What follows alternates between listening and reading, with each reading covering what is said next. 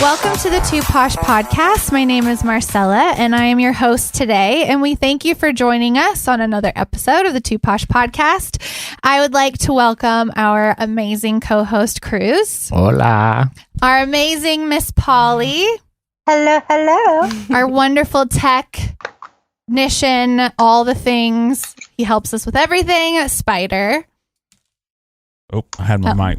Guten Tag. Oh, my mom would be so proud of you. I'm so happy. And my mother is not here today, so it's just us. But then we also have our amazing guest, Miss Dominique Pianelli. Heyo. And we talked all things of her tech life and business on her first episode. So make sure you guys check that out. And today on this episode, we're going to get down to what makes Dominique who she is and how you grew up and what some things you went through in your life and how you can maybe help other people that are going through those things. Amazing stories. I've known Dominique a long time, but I'm going to let her talk and we'll get started. Just take us back quickly a little bit to how you grew up and your family and all that stuff. So as my name kind of alludes, I'm an Italian and French descendant. So I grew up in a very Italian household here in the burbs of Dallas, good old Capel. So are both your parents Italian? No, my dad is. My mom's actually French, and she has black hair and blue eyes and is like brown. Because you don't look Italian either. Right, I know. It's And you don't look French. Except for when I went to France, they thought I was from France. Really? Yeah, they were like, bonjour, comment ça va? And I'm like, oh, bonjour, oui, what's up? Hey. Yeah, so like grew up in a very Italian family-oriented household. So like my mom's family is 5 siblings. My dad actually didn't grow up with siblings, but he has 40-something first cousins because my grandpa had 10 brothers and sisters and he grew up in New York. So to set the stage, every Christmas holiday that you could possibly imagine is just a big celebration of family and food. And I will tell you, we are a very food-focused family. Like everything revolves around our next meal. Who's going to be there? What kind of Frank Sinatra or Rat Pack are we going to listen to at the dinner table? But I grew up in Capel,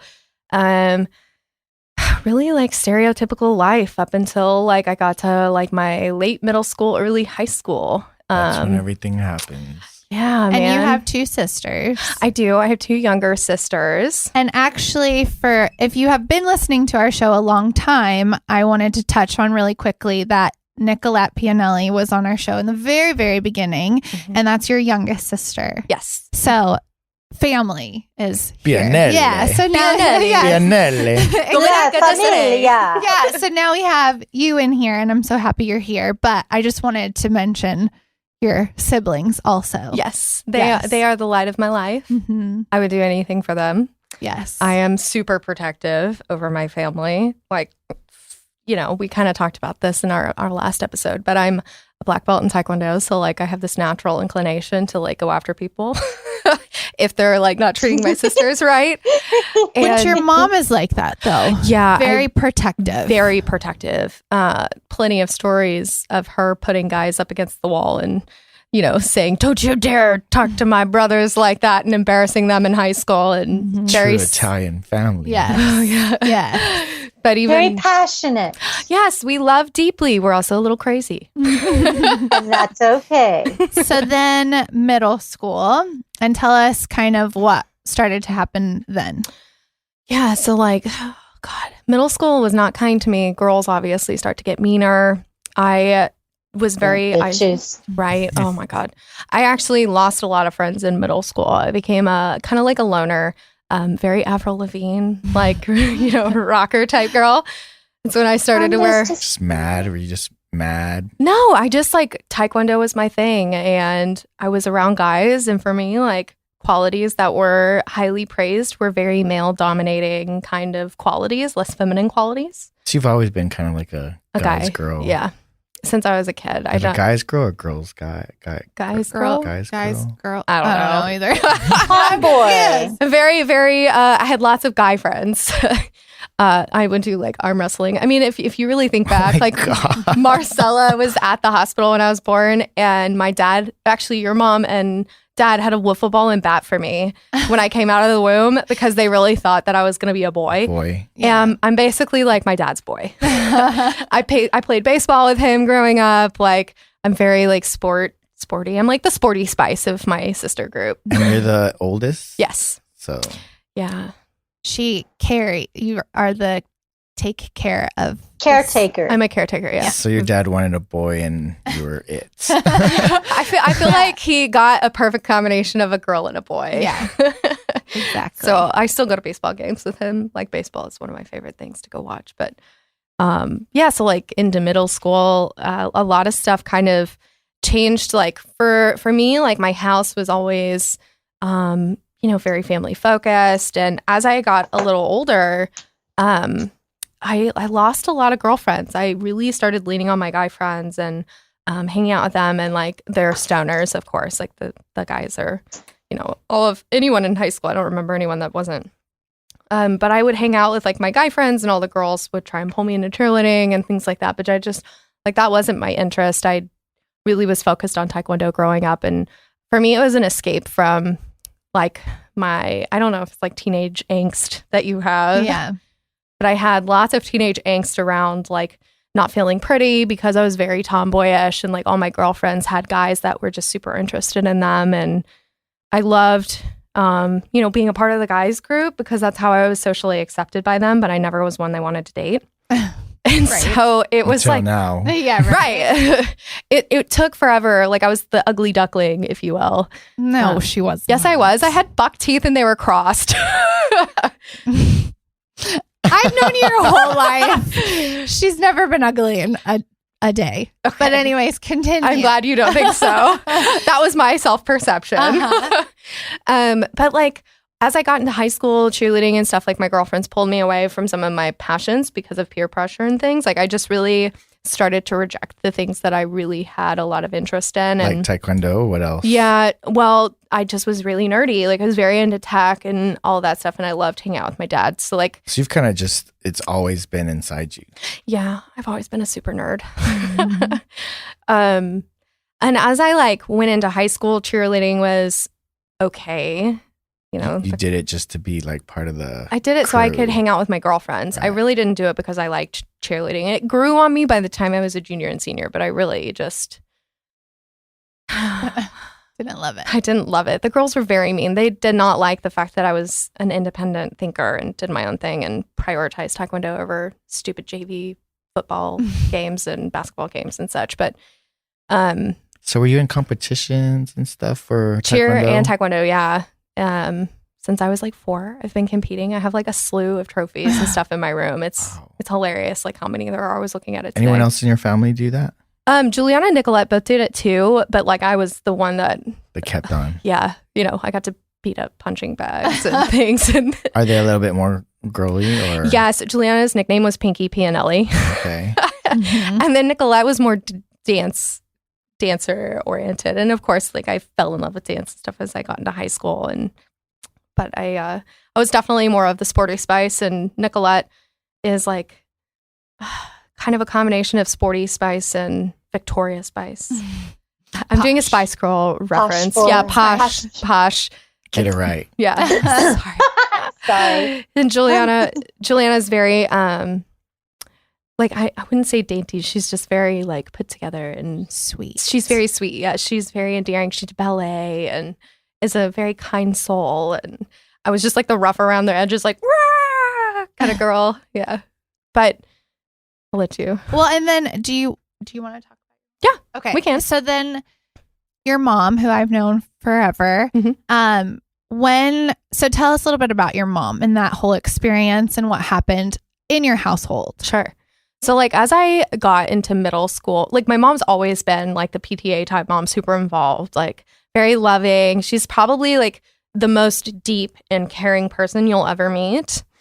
And over like time, as I got older, my mom started to like be a little different in how she would like kind of treat me, and it wasn't in like a bad way. It just like was very unrecognizable as I would grow up. As confusing for me as a kid, because, well, now that you look back, we knew she was drinking, but we didn't really know until I was in college that was kind of happening. And I know How old were you? Did you say when you first started feeling like that? Probably 14 or 15. Okay. Right about the time where I hit puberty. I actually didn't start puberty until I was like 15. I didn't either. I think it happened later, years ago. It was soon. Yeah, girls are starting puberty at 9. That way. Yeah. No, that happens It's the a lot food that with they girls eat. that Yes. are active. It's all the hormones. It's all the hormones. I'm Yep. not kidding. Yes. Yes. Anyway. But it's a lot of it's when you're really active too. Oh, yeah. That can delay puberty. that. Yeah, Yeah. I was actually under 100 pounds all the way up until college. So like Yeah. I was less than 10% body fat through school. So like I really didn't develop or anything. Again, another reason why I was picked on and overlooked, because I wasn't like the normal female. And I could actually like leg press and throw these guys in high school. So like definitely not someone you want to date. Very strong. Yes, I'm actually still very, very strong. It's I'm sure. unsettling how strong I am. It's like an ant, lifting 5 times its weight.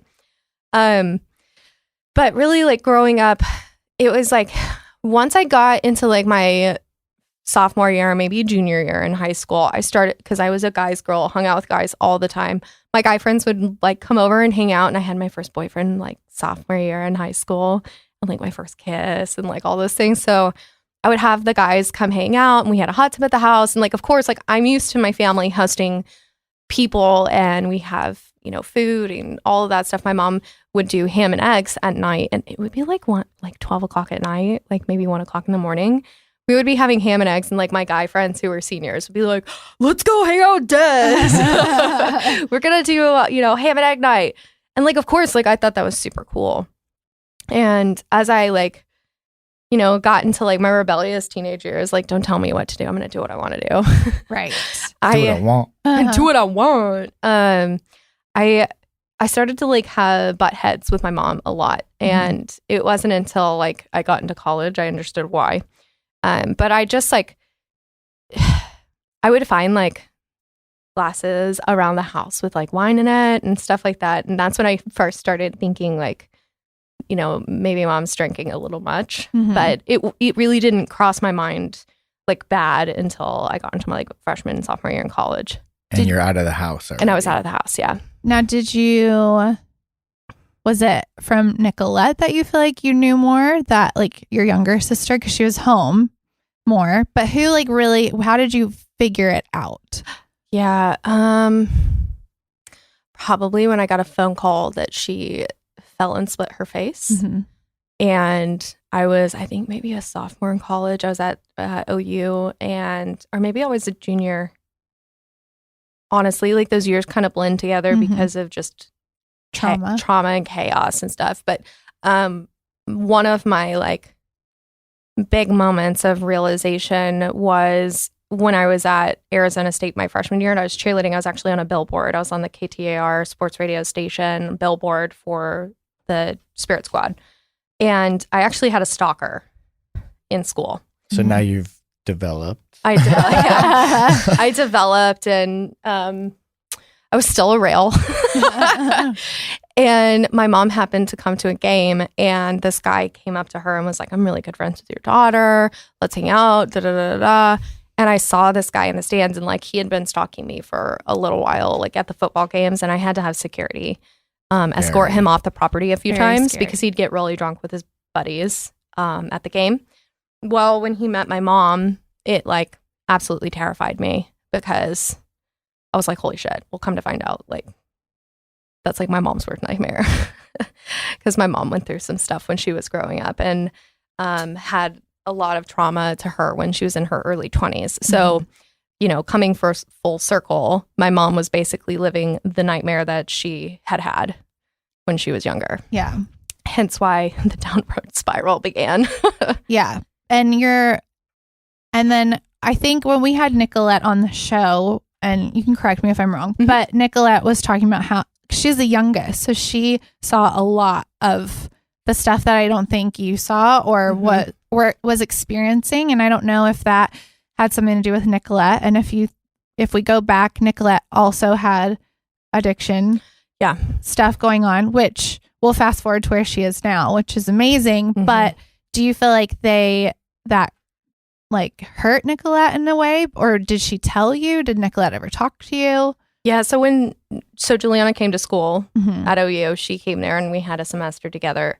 My sisters would call me. Actually, Juliana would call me. So she and I were closer growing up because Nicolette and I had such an age gap. By the time I was in college. What are the age differences? So Juliana's 3.5 years younger than me and Nikki's 5.5 years younger. So Jules and I actually are 4 grades apart and Nikki and I are 6 grades apart because they're October birthdays. So I never had high school with Jules. So once I was in school and I had that extra half semester, I got to have a first semester with Juliana and my final semester with my capstone classes at OU with her. But really it was probably around then that Juliana started telling me about a lot of the stuff at home. And like I'd come home to watch Nicolette at her lariat games, like cheer or dance, not cheer. Juliana would cheer. And watch her dance and like you could just tell my mom was not her. Like, did that scare you or what did that make you feel like? Because it's your mom. Honestly, like it's embarrassing. I was embarrassed. If I really am like honest with myself. Yeah. My anger came from embarrassment. And I really like was like, this isn't the person I know. This isn't my mom. I think I've probably been quoted quite a few times. Like, this is not my mom. This is not who I know. The woman I know is like the person that runs around and does the Congo with us in the house. And like we eat food and we enjoy each other's company. Like that addiction really took a toll on her personality and the woman that I know and love so much. It was like Dr. Jekyll and Mr. Hyde. Right. It stole your mom. Right. Still my mom, right? The person that I look up to as a maternal figure and someone who I would emulate in as much as I could because I wasn't super feminine, right? So like my dad was really my role model in a lot of things. And as I've done lots of therapy, I have come to realize like there was a lot of stuff that like my mom's trauma comes from her mom and like it's generational trauma. Like this is my grandmother had a addiction problem and that might not be popular opinion. I'm sure her parents had problems as well, but like as I've gone through therapy, it's been generational like trauma that gets passed down. And it's so interesting. And that's called something, right? What is that? Because I know that my mom had told me that you guys talked about that on the phone, that the generational curses is what I've heard of it. Yeah. Generational curse. Yeah, it's horrible because like, okay, so if we take a step back and I'm going to just go into like a neuroscience-y thing, which Nicolette could probably tell you way more about. Your nervous system is established when you're in the womb, right? All of the cortisol levels and hormones impact your nervous system and your ability to regulate it. Well, if you really look at the point in which you are at least created as an egg, like your genetic makeup, it's when you're in your grandmother. Yep. Wow, I didn't know that. Yeah, so like you as an egg are in your mom's womb, in your grandmother's womb being created. What? Yeah, so like all the cortisol and hormones from your grandmother have been passed down to you. Yep. Wow, that's interesting. That's why it like spans many, many, many generations. Okay. So like your nervous system and regulating it is actually what allows you to properly like take your emotions and process them and then come out of like the fight or flight mode or like a shutdown mode and like actually regulate normally. Stress management. Yes. So like my stress management's horrible. It's hence why I'm like super OCD and like perfectionist. That's where my perfectionism disorder comes from. It's really cool. So when you say you were embarrassed, like explain about that. Did she do stuff that was embarrassing? Yeah. So like, okay. So if I can paint a picture, because like I visualize this in my head. My mom's super outgoing. She's very similar to me in a lot of ways. She'll talk your ear off for hours. But it would be like repetitive, same sentence 5 times. In front of other people? In front of other people, slurring words, like, and then not understanding what you're saying and getting angry at you for not understanding what you're saying and being obnoxious and blaming you for things that you didn't do. I had many incidents of that, or like amplifying an argument or something with me over something that was like super trivial. It would be like a whole ordeal, and it'd be like 3 days of conversations to like resolve it. And this would be like with your peers and Yeah, stuff. like my girlfriends. But I mean, there was also when my mom would be passed out at the house, and we'd play jokes on her, and we always thought it was hilarious because my mom had sleeping issues. And she would just wake up and kind of like zombie around the house at night. So we would like, try and wake her up. And it was hilarious when we were 15 and 16 to see my mom like be disoriented and not know where she is and like play jokes on her. Mm-hmm. But like as I got older, I realized like that wasn't funny. And sometimes it would just go too far. Like it wouldn't be haha. It'd be like a full-blown fight. Right. But like I say this as all the learnings I have are way more clear on like the actual incidents that happened when I would grow up. So maybe I'll let you ask some more questions. I could talk in different directions. Do you have anything you want to ask? I'm just very curious about, what was, what those triggers that got you, Mm-hmm. Yeah, I think most of the time it would be like her falling over herself or slurring her words in front of friends or like those ham and egg nights, she would offer my guy friends wine. Mm-hmm. And we had like those big bottles of wine at the house. So like I used to sneak wine in high school. Mom's not going to notice. Yeah. It's a big bottle. But it was kind of like the things that it wasn't her. Those things were the embarrassing things because my mom was like really cool person and she would become super uncool in my eyes when she would be like talking to me certain ways. It was very like demeaning at times, like because she wouldn't understand what was actually going on. And it just got more and more and more and longer and longer. And then all of a sudden it was just constant. Yeah. Yes. Well, and lots of, because would you then confront her and then she'd stop? Never. No. So like if I ever confronted her, it would turn into like a huge war. Huge war. Yeah. I got in so many fights with her in high school because like I had a really shitty boyfriend in high school who I used to drive to Prosper to see. I think you remember this person. He was horrible. He's a complete a-hole. And I would go out there and I wanted to just be away from Coppell because like people were rude to me and picked on me a lot in high school. So like I just looked for any kind of like endearing or acceptance when I was younger. And he was very accepting, but very mentally abusive, emotionally abusive. And so like my mom and I would get in huge fights, but she'd tell me I could go. And then I'd go to Prosper. And then I come back and she'd say, I didn't tell you could go. And then I get in fights with her and my dad. And then she'd point fingers at me and tell me I'm the bad person. I'm like, but you said I could go. I don't understand. But now I realize she probably like didn't remember. 15, 16 years old. So you're just kind of confused as well. Very confused. Yeah. It was jarring, right? Someone that you trust and like you talk to. And it's your mom. It's my mom. It was just like very. You look up to her. Yeah. It was hard. And then that got double trauma when you have your sister now. Right. So like as I got into college and she actually came up a few times, like the progressiveness of the embarrassment got worse and worse and worse because it was just like she couldn't keep a lid on it as she got further into like drinking and coping with her own problems. I mean, I was my ex-boyfriend and I were at dinner with his mom at the time and she came up and like I'll never forget as long as I live her yelling at me because I went to go pay for the check because she couldn't stand.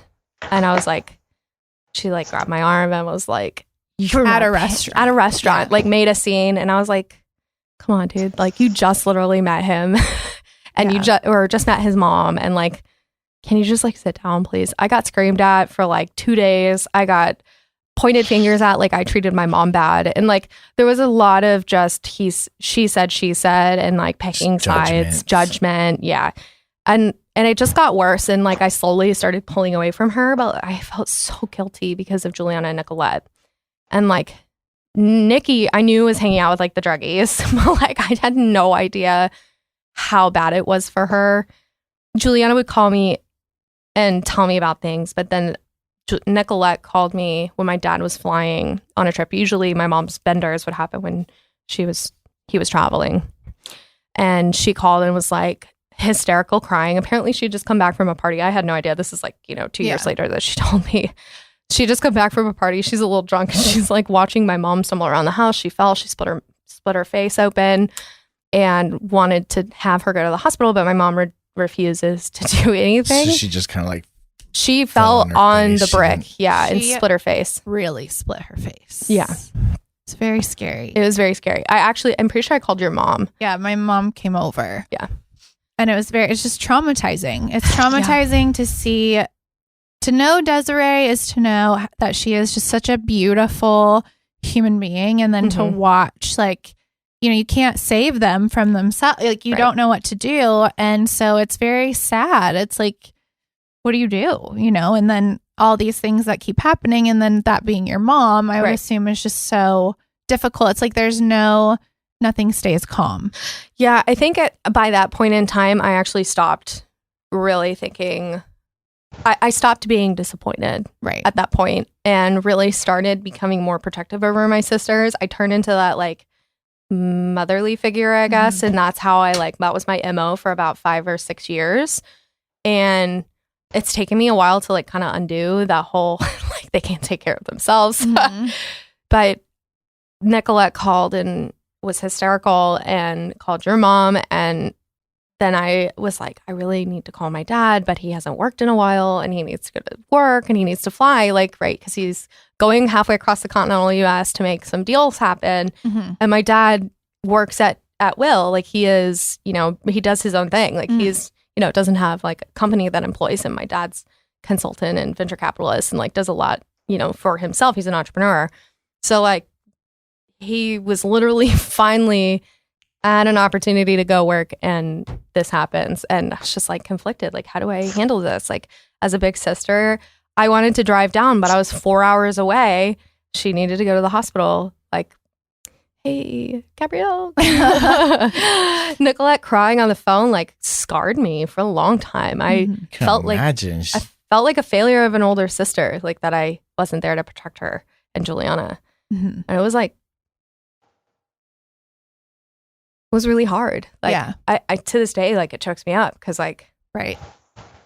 Well, and with Nicolette, I feel so, I think, do you carry guilt for Nicolette then having her stuff? Yeah, I carry guilt, shame, and because I'm a perfectionist, it's why didn't I correct this? Why didn't I do? That's the kind of language I have to myself. It's why did you fail at this? Why failure for me is very detrimental for me personally, because failure meant lots of detrimental consequences. It was not oh, you failed, you'll get over it. It was physical problems that could occur. And I think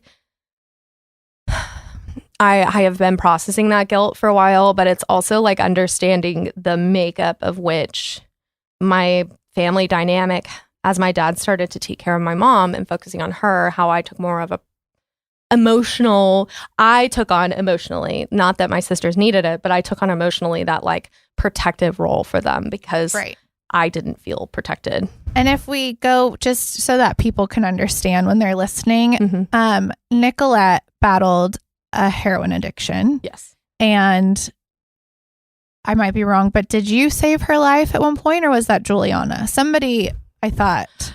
Juliana found stuff in her bag and turned her in. So Juliana is the person that did that. Okay. I again was in Oklahoma, so this is why I turned carry. her into where? Turned her into my parents. Okay. She found. It's one thing to turn into her parents, not into Right. To the police. Parents. Yeah, no, she For turned her sure. into my mom and dad, and that was probably I was 2006. Yeah. I think. And did you know Nicolette was doing heroin? I had no idea. Actually, I didn't know until after she went to rehab that she was doing hardcore drugs. I knew she was smoking and doing some light things and partying.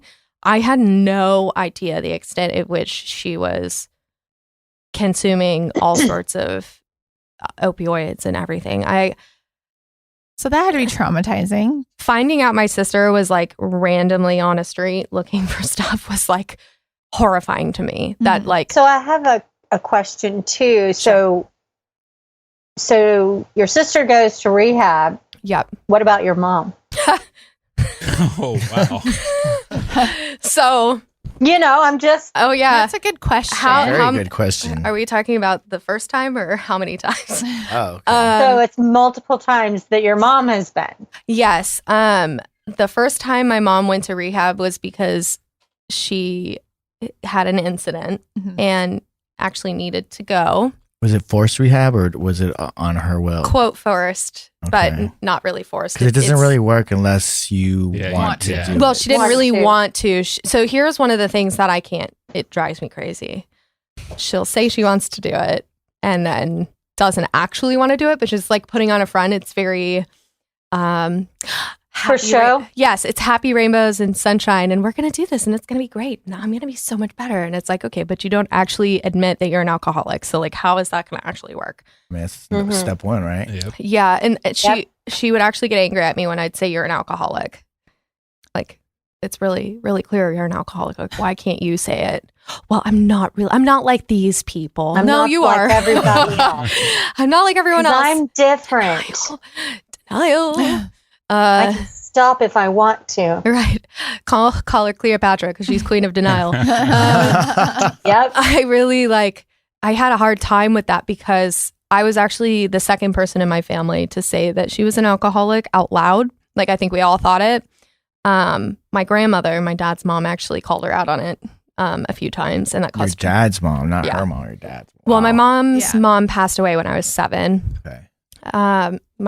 We also think it was from taking things, and she had an aneurysm and stuff. But my dad's mom was like, Desi, you need to stop drinking, and caused a whole bunch of hoopla. And of course, like, how do you pick between your mom and your wife? Like, that's Especially when Yeah. your mom's probably on the right side. Well, and I mean, not your mom, but Yeah. his mom. well, and your dad, I've never seen somebody love someone so hard. The way that he loves his wife is Yeah. It's like Notebook love. oh my God, it makes me almost emotional. I still haven't seen that movie. Oh yeah, we talked about that on the show before. Yeah. it's come Sorry, up that a was so couple times. random. Yeah, I like you. Okay, so I'm very outgoing like my mom, but I am super deep emotionally in my soul and love very deeply when I give myself to someone. It is there, and I get very your attached to dad. people. I'm very like my dad, and it's interesting to have both personality traits of your parents and see the dynamic that happens, and the fights and the threats and being blamed for things, and just the rehab facility was actually something I laughed at the first time. I laughed out loud because I was like, ha, this is not going to work. If I can't even have a conversation with you about this, how in the God, How are you gonna? how the hell are you going to actually accomplish this? Right. Because the first thing is just admitting you have issues. And she can't. And she was, my mom's super stubborn. She also, so I think a positive, really fast, is your sister, who we had her on, but this was at the beginning. She was been sober. She was sober on our show. Yep. But right now she just graduated with what my mom told me, the same degree as the doctor that saved her life in rehab. Yes. Is that correct? She did. Yes. Yeah. All of the trauma and stuff we went through growing up was some of the most insightful stuff that we could have ever done, because Nicolette became super passionate about helping people like her. I think we all just want to help people. Mm-hmm. And she decided to go into neuroscience and psychology and try and really unlock how human brain works. And of course, I've tried to get her into tech and artificial intelligence about that. So, you know me. She is so God has graced her life. She opened up her heart to truly take out all of that hurt and angst and pain. And she does it every day. and decided to channel her learnings into helping people like her, and then even take it, like she is actually interning with our Congresswoman Beth Van Dyne and wants to eventually help change policies around mental health in the VA. I'm just Good. so impressed by Nicolette because I think that we thought she was going to die. She overdosed. She did 3 times. Yeah. So there was that. Yeah. Her boyfriend died from an overdose. The McClanahans, we've had his mother on the show, and dad. And then I think that I have heard that heroin is very, very difficult to like kick, and it's like rehab and they Were those relapse. deaths, was it fentanyl? His was, I think. Yeah. I've heard of a lot of that. Yeah, 'Cause which it's is so scary. And then to see her now, I just feel like it's very impressive. And I think that when we do the show, I feel like with your mom, I feel like it's important for people to deal with things head on instead of suppressing feelings of things that have happened. I know the genetic issue, but I think that's a lot for your mom is stuff wasn't dealt with. Well, I mean, I think it's super important to highlight, like, a lot of the stuff that she's gone through is also things that her mom did to her and what her mom's mom did to her. And it's very like your patterns and behaviors and how you cope with stress and trauma, kind of like we were talking about earlier, is very indicative. Particular. Yeah, it just continues. And I'm happy that my sister kind of started that that pattern of healthy behavior to correct the way she was thinking about herself, the way she was thinking about life. And Juliana followed suit and my mom followed suit, and Nicolette kind of broke some of the patterns. And I have to like thank her every day because I still call her and I'm like, hey, my therapist for EMDR was talking about this, and this. And she's like, oh yeah. And like, she'll tell me how it breaks down in the brain and everything. Cause like, And EMDR is eye movement therapy, right? Yes. I actually, instead of doing like the flashing lights, it's just the bilateral stimulation that you need for your brain. So I do buzzers because I do it remotely too, since I live in Florida now. Right. But the EMDR therapy was super helpful for me to like reconnect to my emotions and process them cognitively instead of, because that helps with trauma, right? Yeah, it helps you process the trauma that you're basically stuck in. And so yeah, all of the work Nicolette's done, all the work my mom's done, and to be honest, like we kind of only touched on like some of the negatives from us growing up, but like she's come such a far way. Like we can have a conversation without me being like angry off the bat. And that's, I was going to ask how that is all going. Like today, what is everything? It's a work in progress. Right. There's like still habits that happen, but like I have CPTSD, codependent post-traumatic stress disorder. Yes. So like I have a codependency problem because of the type of dynamic we had in our family. Like who knew this, right? It's generational. It happens each generation, but like being cognizant of it and like processing and trying to actively change those behaviors and creating healthy boundaries is what I've worked on. My mom's doing the same thing. And it's improved some of our communication. It's improved my communications with my sisters. I've recognized how I've possibly traumatized them through like being overbearing and like, you know, being the mom. Yeah, being the mom. And just like it's mental health is so important. People really need to like take a step back sometimes and recognize that just because someone may be doing something that upsets you, they might not know the underlying implications of how they're acting or their lack of boundaries or over boundarying. It's really interesting to see how that's manifested in many of my relationships, boyfriends, friends, things like that. So many triggers. Right. I'm just so grateful for the people I have in my life that have been patient with me while I go through my journey on figuring out how to actually have healthy boundaries. Well, because it's a lot on you too. Yeah. It was a lot.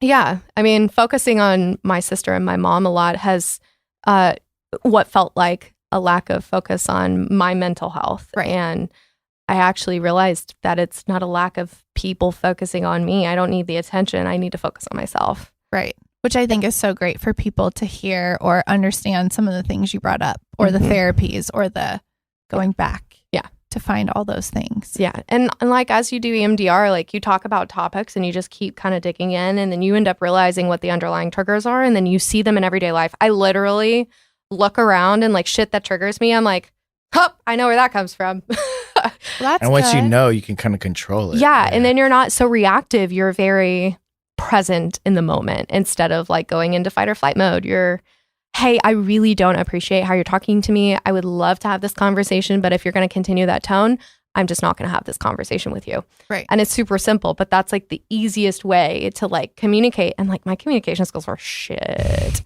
I mean, I feel most people's communications are shit, you know? Because we aren't really ever taught how to do that sometimes. Right. Like where's middle school and elementary school for this No stuff? shit. Yeah, exactly. It doesn't happen until we're in therapy years later because we're so That is so Fuck true. off. Right? You create like a whole entire industry for people who have been emotionally suppressed for their entire grade school, told that they need to accomplish things through grades. Their only worth is done through their grades. Yeah. And instead of enforcing the positive actions that they took, it's the outcomes, not the inputs and the process that it took to get there. And that's like, the failures that actually teach you right. your lessons. Exactly. It's, you failed. Right.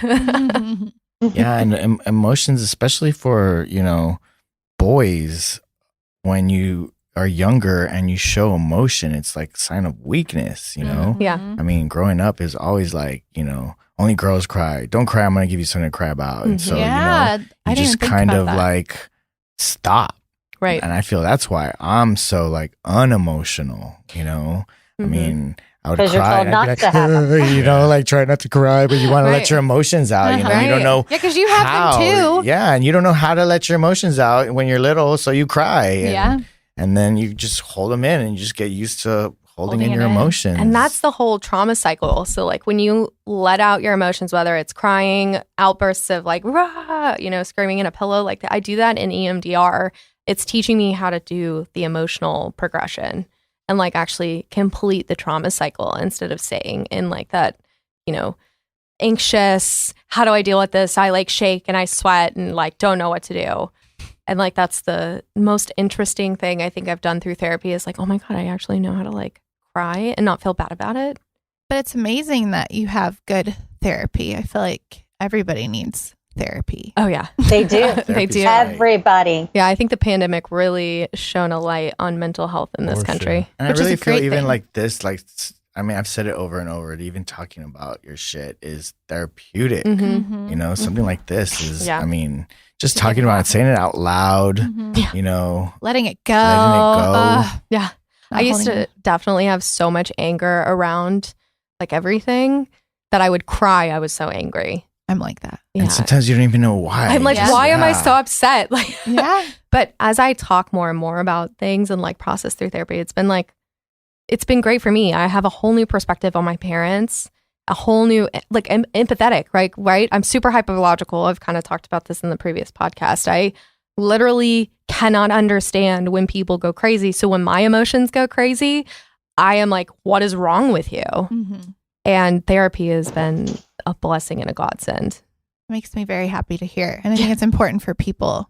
But I do feel like it's been more, like we've talked about it more and more. Yeah, and I want to say this too for the people that are listening. When you do therapy, and if you've done therapy, you know, it doesn't end with just that first therapist. I feel that you have to go and look for someone that's going to like click and understand your vibe and feel Yes. you, you know, and vice Yeah. versa. That's I the mean, only way you're going to True. get something Yeah. done. That's what Nicolette said. That Yes. through Ashley, that was the only, like, that was the way she got better, was Mhm. her therapist. Yeah. So, you know, don't think just because you've gone through one or even two or three or five therapists that, you know, it doesn't work. I mean, you really need to find that person that really person. understands you and you click with too. Right. Ashley, Because sometimes it's just the matter of if you have trauma, you need someone who understands and can be a trauma therapist. It's really interesting you say that. I didn't even know I needed a trauma therapist. I did talk therapy for a long time and did not actually get a recommendation from my therapist to go to trauma therapy. I thought therapy was talk therapy. Yeah. And Nicolette kind of opened my eyes to different types of therapy. And actually, Ashley recommended me to this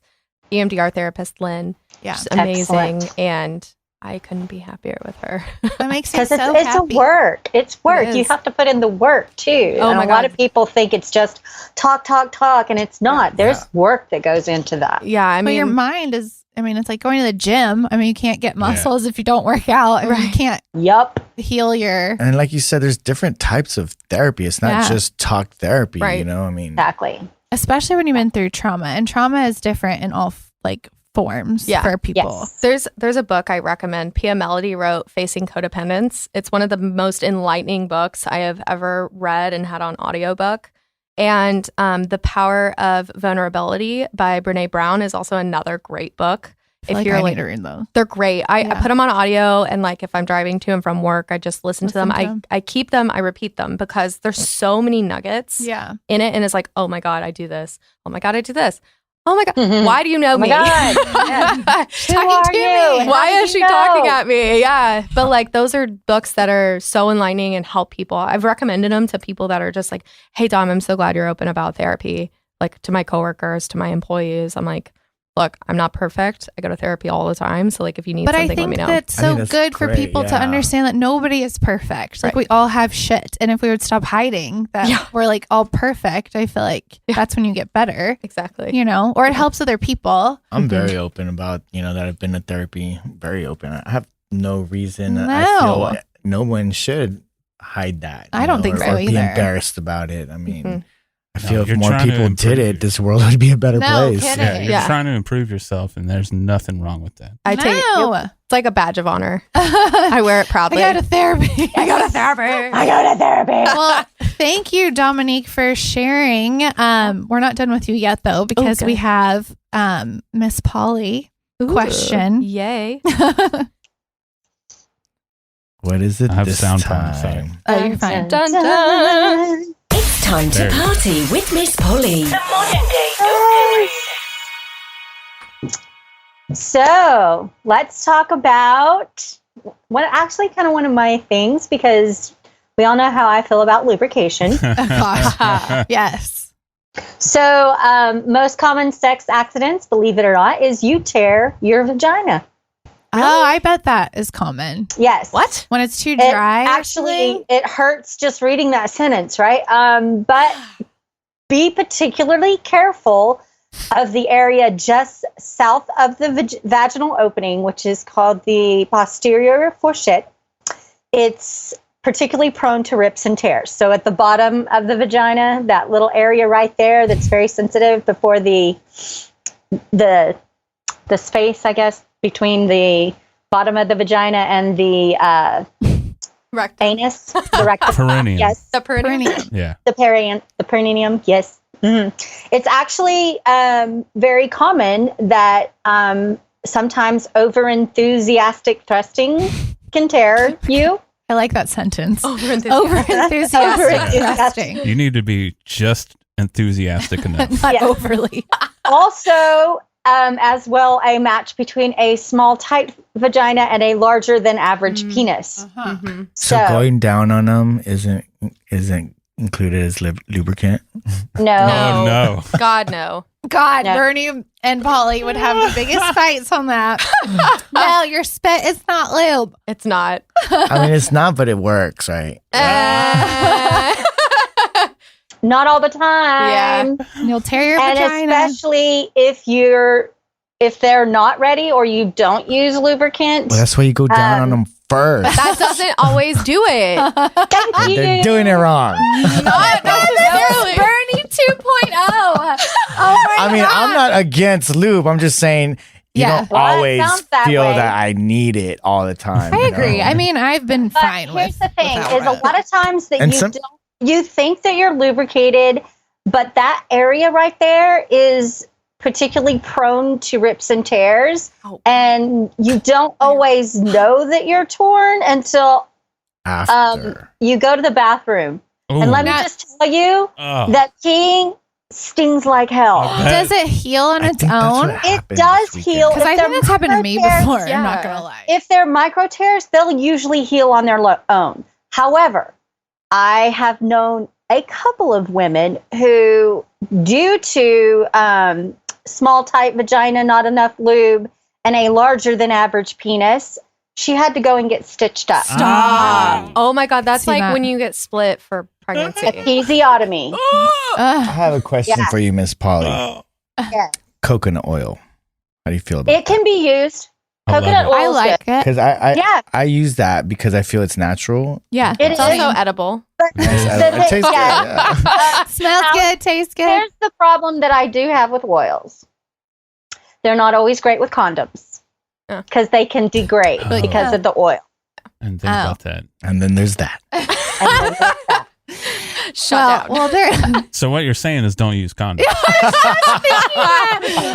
It's not what I said. That's what you said, Miss Polly. I'm kidding. Not really. All right, let's go to our question of the day. Yes. The two posh girls ask the question of the day. Sometimes my mom's handwriting is so hard for me to read. It looks rough Oh my over God. here. Yeah, it's tough. I've had to try to always like break it down my Decipher. whole life, so I'm better at it. Is it possible to recover from hating your job, or is the only solution to find a new one?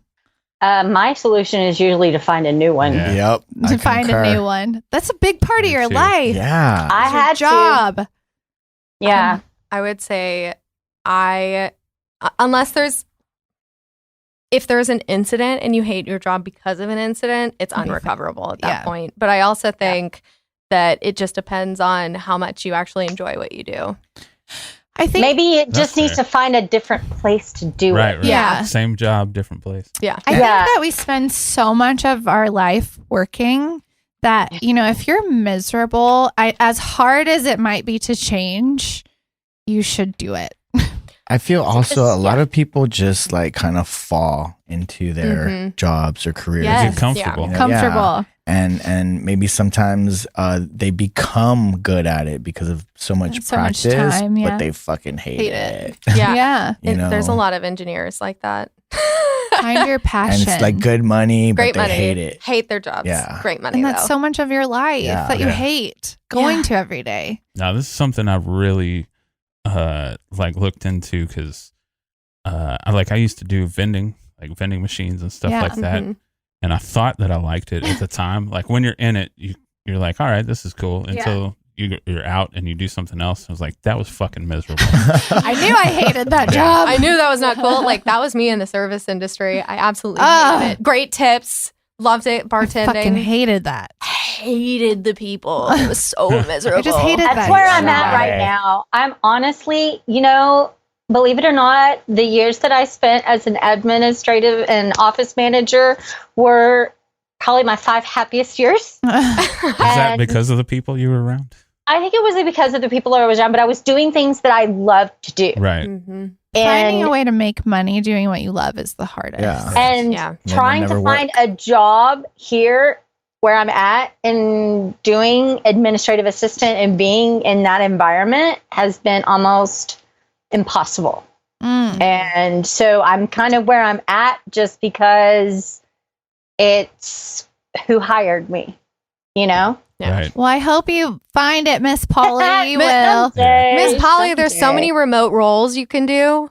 Just go to remotework.com and you'll Remote find. dominatrix. No, that's what OnlyFans is for. Right, exactly. There you go. Yeah, Miss Polly. Y'all We're gonna are start Miss supposed to Polly know about that. OnlyFans. Yeah, Shit. Miss Polly OnlyFans. Y'all Well, aren't thank supposed to you know about so that. much for I'm looking listening. it up later. Thank you, Dominique, for coming on. Thanks for having me. And what is your social media if people want to find you well, and you- talk to you? You can find me on LinkedIn, Yeah. Dominique Pianelli on LinkedIn. Can you spell that? That's the way to be. Pianelli, DOMINIQUEPIAN as in Nancy, ELLI. Lots of vowels there. Lots of L's. Well, thank you so much for listening and subscribe, rate us, leave a comment, follow us on all social media. You know what they are. Ooh. Thank you. Thank you. Thank you.